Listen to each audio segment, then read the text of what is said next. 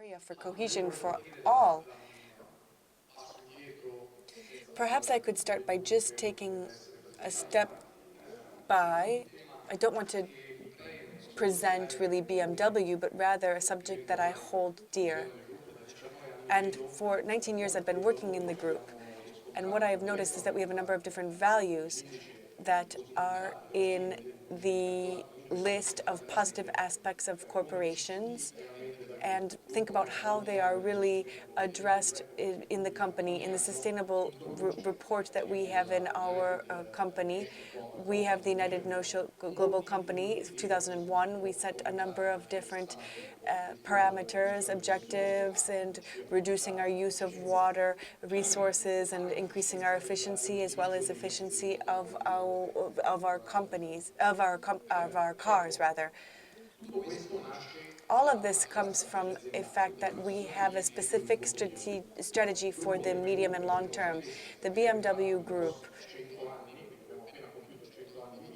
it just celebrated its 100th anniversary, and I think it is a company that has been able to get through the last 100 years and get through some difficult cyclical phases, and it's one that has always looked forward.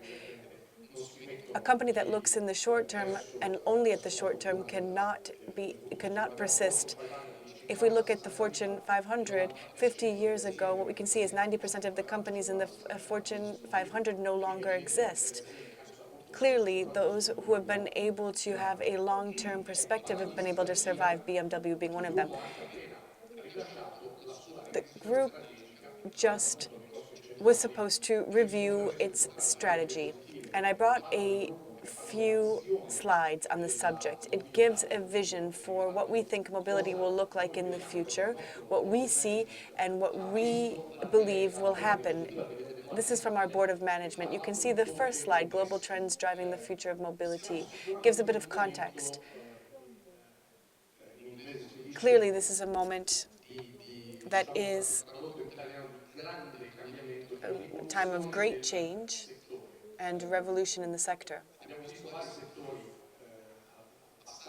A number of different sectors have undergone great change because of digitization, major shifts, for example, in publication, in cinema, and the automotive industry is at a turning point, really a break, because there are external factors that are influencing, for example, environment, regulations, economic development, resource use, as well as cultural values of sustainability that are being factored in by buyers now more than they were in the past.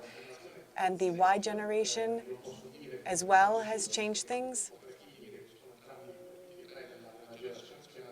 My 3 children are all of the Y generation. They were born after 2000.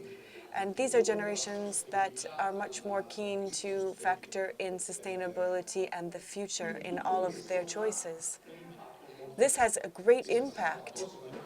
And if we could move to the next slide, please, we will see what we believe mobility will look like in 2030.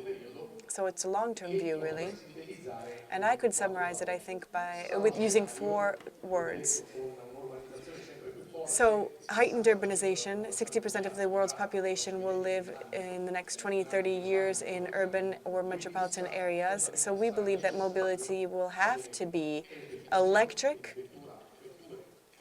so electric automobiles in urban areas, and first and foremost in urban areas. And then there will be automatic driving with 0 accidents, so it has to be safe